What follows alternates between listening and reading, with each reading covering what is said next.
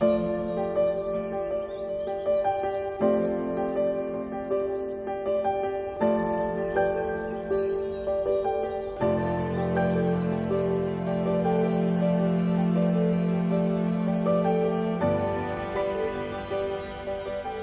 هذه الشوارع الهادئة من منطقة بيفرلي هيلز الراقية في مدينة لوس أنجلوس، تقطع حالة السكون خلال صيف عام 2015 محركات سيارة رياضية مسرعة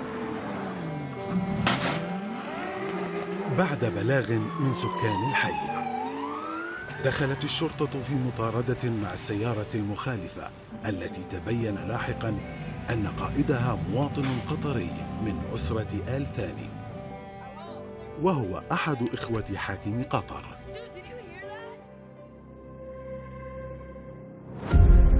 I'm gonna kill you, bury you in the desert, and kill your family.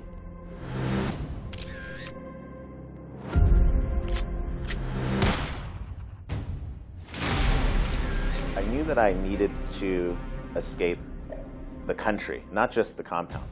I needed to get out of this situation.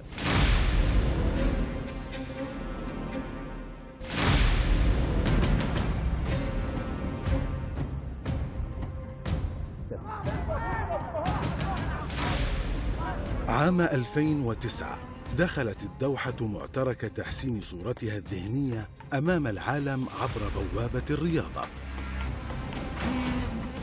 ومن ضمن الخطوات التي اتخذتها في ذلك الوقت الاهتمام بعالم سباق السيارات. المهمة أوكلت إلى نجل أمير قطر في ذلك الوقت وأحد إخوة الأمير الحالي الشيخ خالد بن حمد آل ثاني.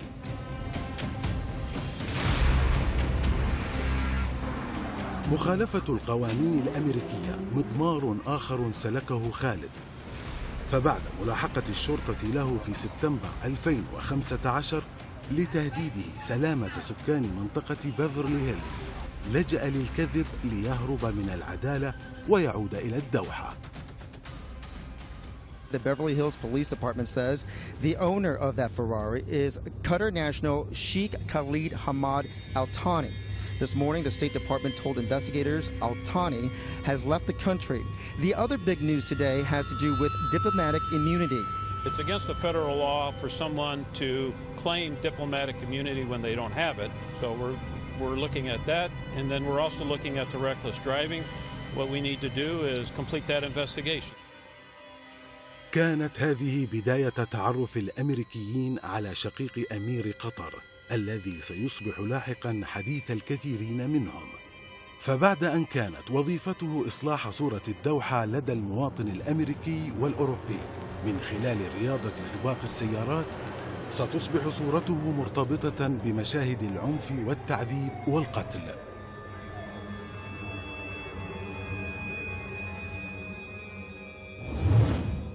خالد بن حمد الذي وصفته الصحافة البريطانية في ذلك الوقت بالفتى المستهتر.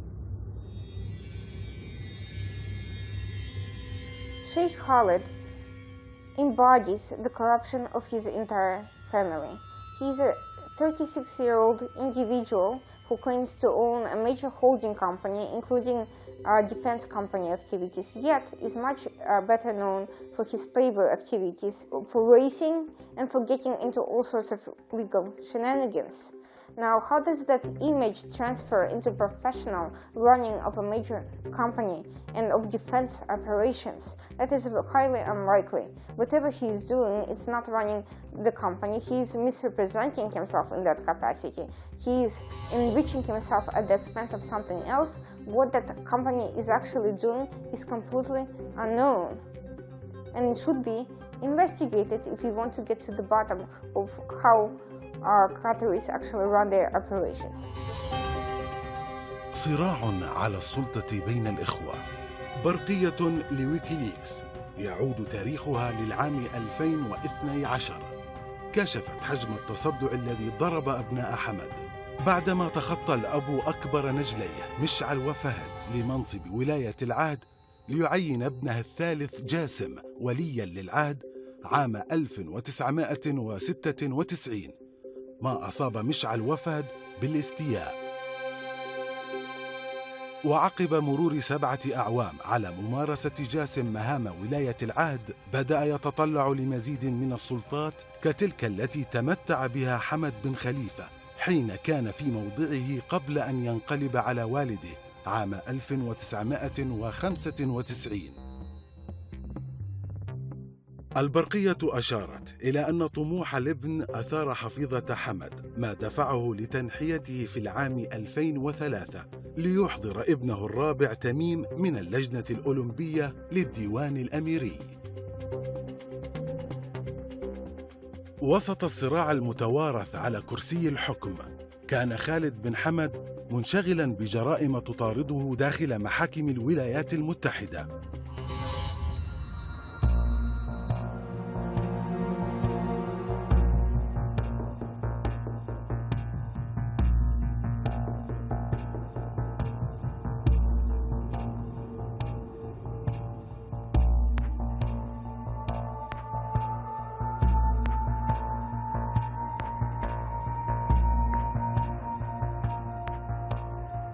وراء جدران هذه المحكمة في فلوريدا يتم تداول أوراق قضية الشيخ خالد بن حمد، والتي بدأت فصولها في العام 2015.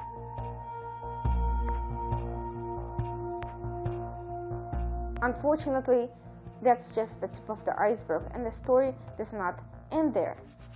Qatar and its royal family managed to corrupt everything they touch, from financial institutions to media and lobbying and NGO operations. In terms of media, they have purchased and acquired a number of companies in the US and other countries. One example, the most obvious example, is the Washington Post, which is owned by Jeff Bezos' Amazon and does not seem to be suffering financially at all. What do I mean by corruption in this case? There seems to be a strange link between Washington Post and Qatar's charity, Qatar Foundation International, which had hired an American foreign officer to run some of the media-related operations for it. التقينا بمن عملوا مع الشيخ خالد، الذين كشفوا تفاصيل تعرض لأول مرة من أحداث القضية.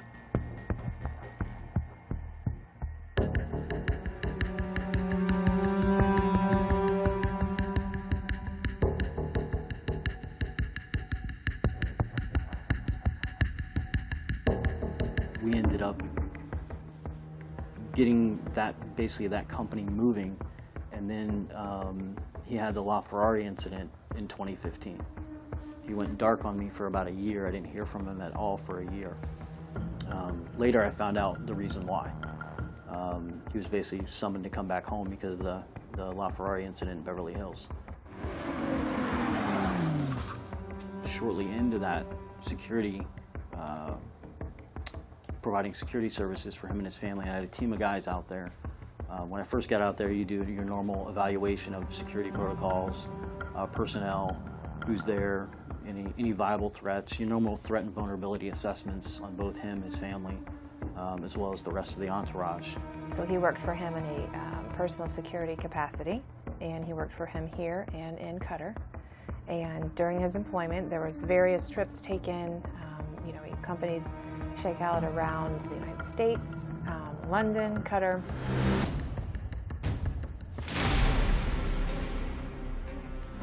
The first person that he asked me to kill was in regards to a debt owed. And this person apparently had incriminating photos of Sheikh at some parties and some events in Los Angeles, some private parties. And so his intention obviously was never to pay the debt. When he asked me to do that, I told him quite simply, given his state of mind, that I would handle it my way. Obviously you want to get the full story, and so I established communication with this gentleman and found out what it was all about. And he gave me a little bit of the backstory about Sheikh, his behavior prior to me coming there, and why there was a debt owed. At that point in time, I said, look, I'll take care of it.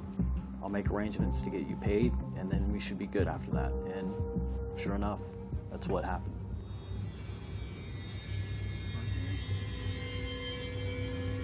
شخص آخر تحدث عنه ماثيو حيث طلب منه خالد قتله أيضاً. He was upset in both circumstances. And that obviously leads to, you disobeyed me. You're not a yes man. And I'm not a yes man when it comes to asking me to do unethical or illegal things. Agents, people who have worked for Qatar in various capacities and whose work in human rights always seems to reflect Qatar's foreign policy agenda, criticizing its enemies and adversaries, but touching very lightly, if at all, on Qatar's own misdeeds and abuses. Which brings us to the question of Sheikh Khalid, of course, and his most recent involvement in what appears to be a series of crimes, and his pressure on American citizens to be involved in those crimes and to silence them from speaking out. That is also absolute corruption of the worst nature. I'm not a medical doctor. I generally have a pretty good read on people and how they are in their behaviors.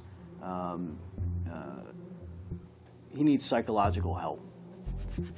He believes he lives in a different world than he's actually in. It's very, very familiar with someone who has never been in combat, never been in war, never been in any type of situation like that, but they romanticize about it through television. And that was very much his MO. He believed, because he watched SEAL Team 6 religiously, that he was a SEAL and that he had connections to the agency, to CIA and all these kinds of things. ساءت العلاقات بين خالد بن حمد وماثيو بيترد، وحاول بيترد العودة إلى الترتيب الأول، وهو العمل معه في تدريب وحدات الأمن. ذهب إلى قطر. لم يمضي وقت طويل حتى تدهورت العلاقة بينهما. Matt was working private security over in Qatar. That was part of his job, was to continue with security, but also to provide training to some different agencies in Qatar. So he was over there training some different individuals in law enforcement in Qatar, Qatari law enforcement, and working for Sheikh as private security. Really enjoyed their team, really enjoyed working with their people at PTI, and it was a good fit for me and for what I was doing and for what they were looking for. So in that regard, I kind of had a back plan going on of how can I continue to help, but get away from Sheikh Khalid and his antics and behaviors.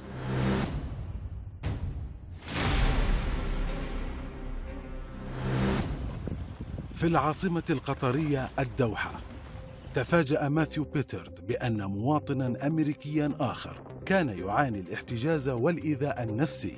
حاول ماثيو مساعدته في الهروب بشتى الطرق.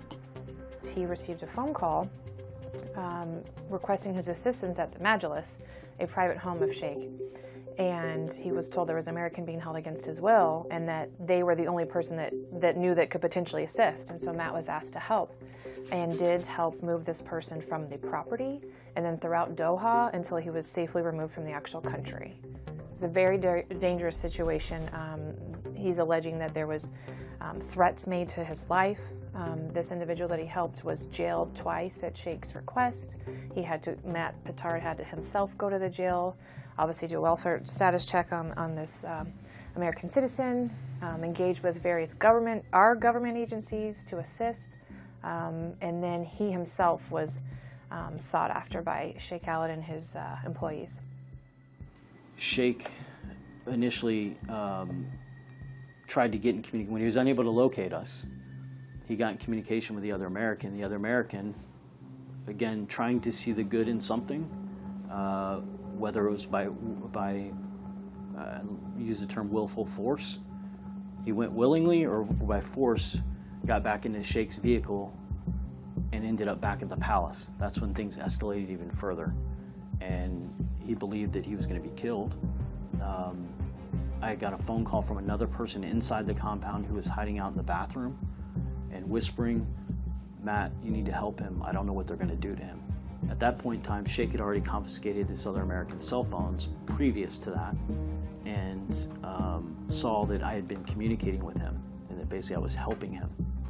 And at that point in time, that's when Shaqiq called me, and it was roughly, I think it was like 11 something at night. He called me and threatened to kill me and bury me in the desert. His exact words were, "You backstabbing people. I'm gonna kill you, bury you in the desert, and kill your family." غضب خالد بن حمد، ويوم مقابلة حارسه الشخصي لم تعد الأمور كما كانت في سابق عهدها. Put me up against the wall, patted me down, took my cell phones, took any personal equipment, anything that I had on me, took it off me. Then I went in and met with Shaqiq, and he had his CEO present in the room. So it was just the three of us in the room. And he said, "So what do you?" He said, "So what do you?" Basically, I was like, "So what do you have to say for yourself? Why didn't you come to me?" I said, "Because in your state of mind," and as soon as I got mind out of my mouth, he cut me off, pointed at Khalil, his CEO, and said, "See? The reason why I did that, because over there you can't accuse somebody of being something. You can go to jail for that, especially in Al-Thani." And then I sat back and I looked at him. I said, help save your life, and this is how you treat me. Save your life, and then this is what happens." And he just looked back and kind of sat back a little bit, and he's like, "You had to bring that up." And then he kicks back a little bit more. He goes, "Bring me the documents." So he brings in some new documents, and then he pops his throw back, lifts his legs up, put them both on the coffee table, and taps his Glock 26 on his right leg, and says, "Just in case you decide to get frisky." He never pulled a gun on me. Had he pulled a gun, it would have been a very different story, and I probably would not be here telling you this story. في نهاية المطاف نجح بيتر في مغادرة مقر إقامة خالد بن حمد، ورحل عن العاصمة القطرية بعد أن تم أخذ كافة مقتنياته الشخصية.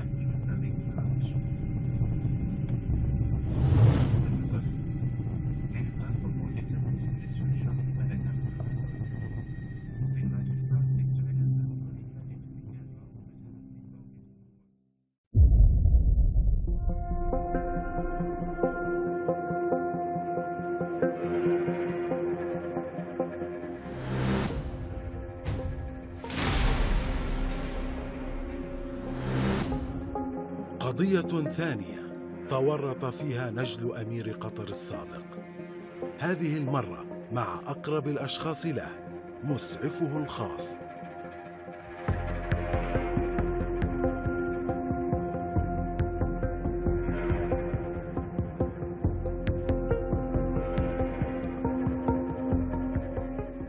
I was called to work with Shaqiq Khalid because he had previously overdosed on narcotics. And they realized quickly, Matthew Pittard actually had basically told me that, he has this type of problem, with basically drug abuse, and that we need a paramedic to be present at all times because he has this habit of, partying and so forth, and things get out of hand. Now, clearly there was, previous overdose. When I got to Qatar is when I really saw a tremendous problem with prescription drugs, prescription narcotics to be particular, opioids.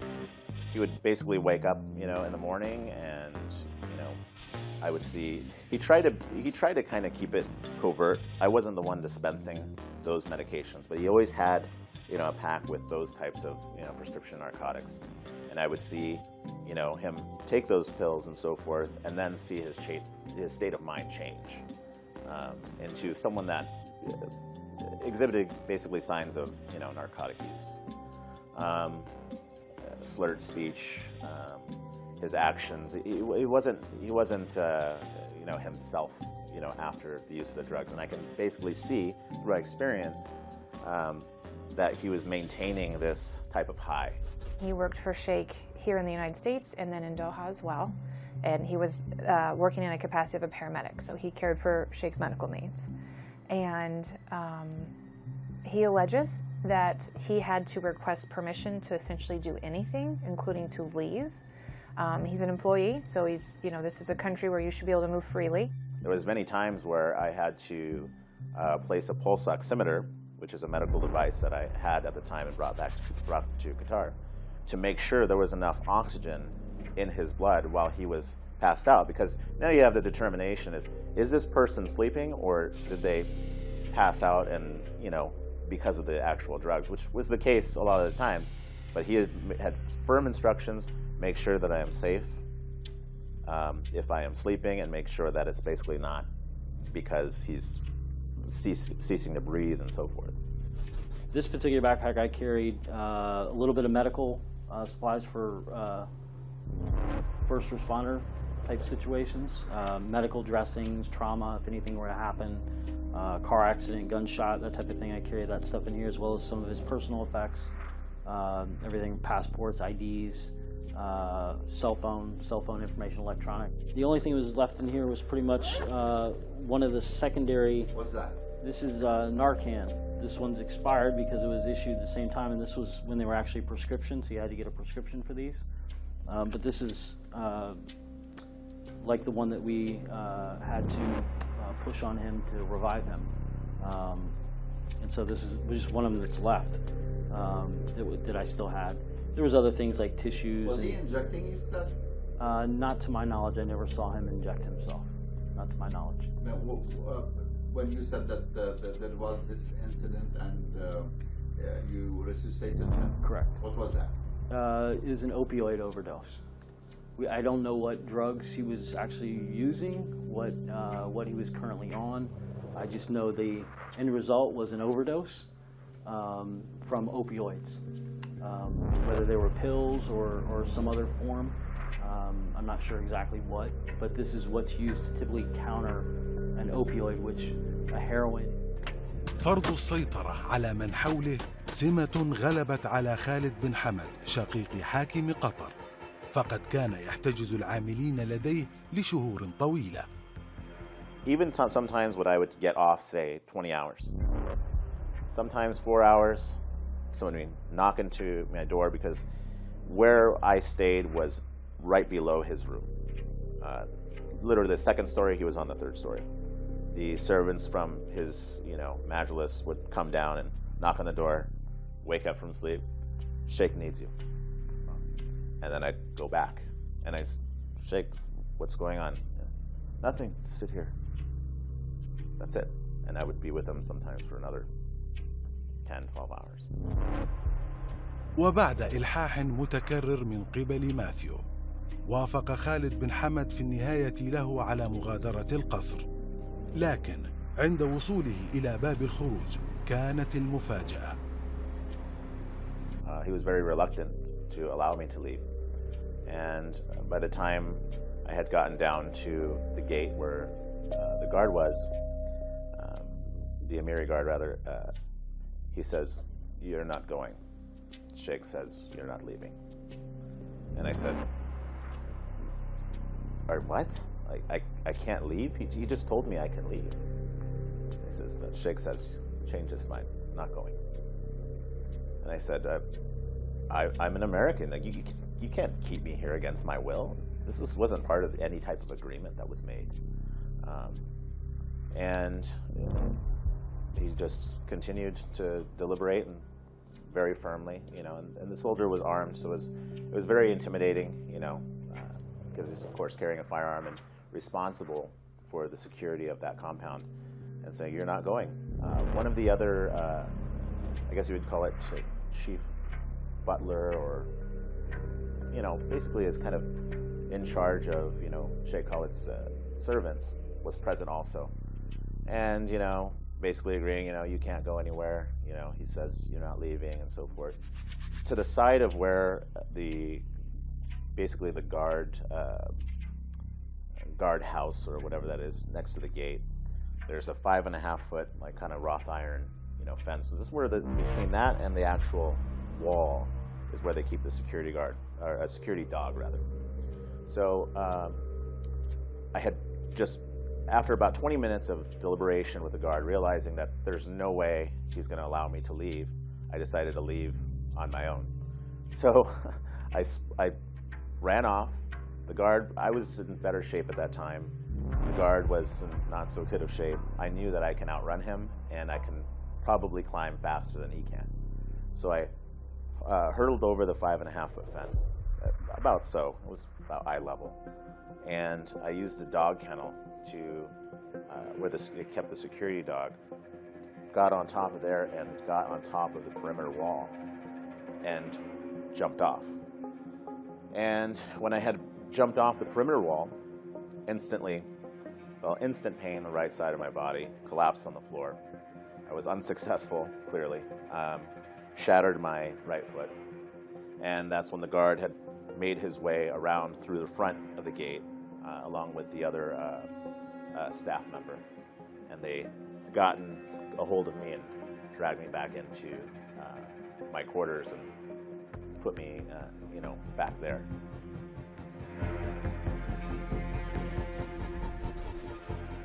So after a night in pain and so forth, they said Shaqiq he wanted to see me. So at that point, obviously anybody in that situation would feel complete anxiety as what's going to happen to me now. So I literally hopped, because there was no other devices. I hopped on one foot and got up to his bedroom where he was, and he looked at me and he says, "What's up, Spider-Man? You tried to climb the wall?" These two individual plaintiffs are asking for accountability through the court system in the United States. They, in addition to very physical injuries, were also not paid on time. And as a paramedic, you also realize that your day-to-day job duties may not be what they were yesterday, because that's the nature of the human body and the human interactions that you have, someone's health, that type of thing.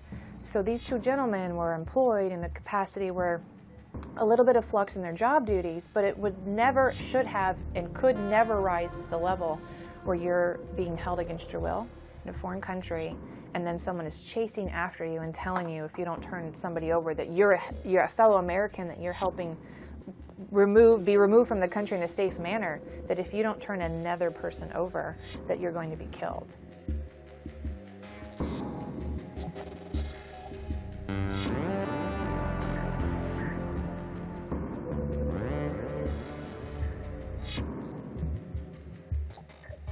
There are several issues here. First, let's be honest with ourselves. Most of the human rights activists in the US have been corrupted by Qatar, and I'm working on behalf of Qatar. So we have seen very little campaigning on their end since this story broke last year. In over a year, none of these human rights NGOs have launched any sort of independent investigation into these allegations. And if he has done that to a few Americans, you can be sure that he has done to many others from many other countries, quite possibly. Nothing has happened, whether he paid them off directly or whether they're simply afraid of severing their relationship with the family, we don't know, but it's quite suspicious. So leaving that aside, then our only hope remains the judicial process, the law enforcement, the US system, and perhaps an investigation by US Congress. غادر ماثيو أليندي الدوحة معطوب القدم، لكن الملاحقة لم تنتهي. فبعد قصته في الدوحة بدأت قصة جديدة داخل الولايات المتحدة.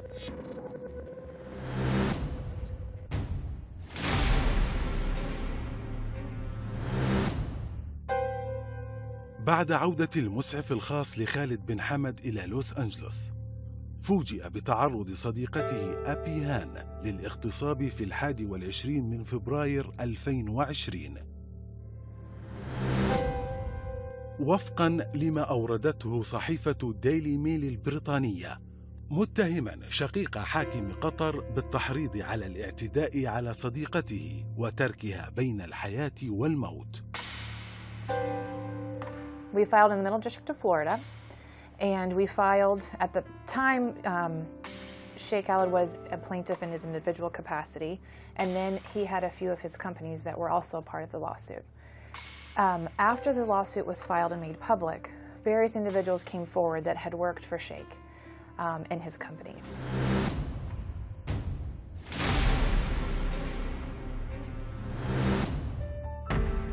أحد هؤلاء الذين انضموا لسلسلة قضايا تلاحق شقيق أمير قطر في الولايات المتحدة كان موظفاً لديه في الدوحة. رأى أمام عينيه مشهد مقتل سائق يعمل لدى زوجة خالد بن حمد. So this employee, the plaintiff the new plaintiff in this suit, was working for Sheikh in his Majlis home. They were sitting at a table going over some job duties related to racing. This employee worked for him in a couple different capacities, including the race cars. And apparently the plaintiff is alleging that somebody walked in, spoke to Sheikh in Arabic. Sheikh appeared to be very irritated and agitated and grabbed a weapon and told my client, hop in the car, we're going for a drive. My client said, I don't want to go with you. He could tell that he was upset. He could tell he had a firearm. He felt very uncomfortable. And he got in the car with him.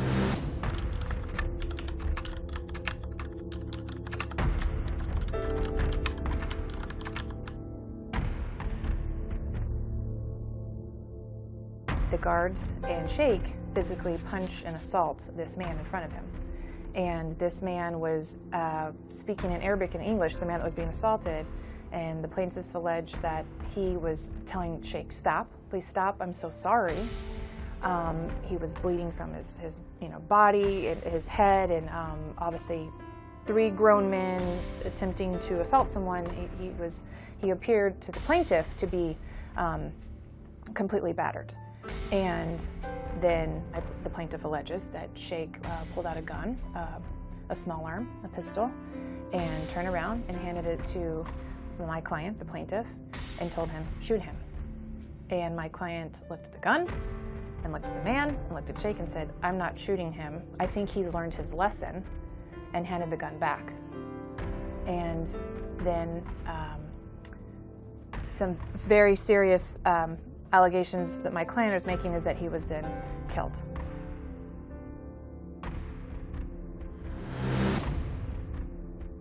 محامية الادعاء حاولت ل6 مرات التواصل مع السفارة القطرية في الولايات المتحدة للحصول على رد رسمي بشأن القضايا التي تلاحق أحد رعاياها، وتم تجاهل ذلك.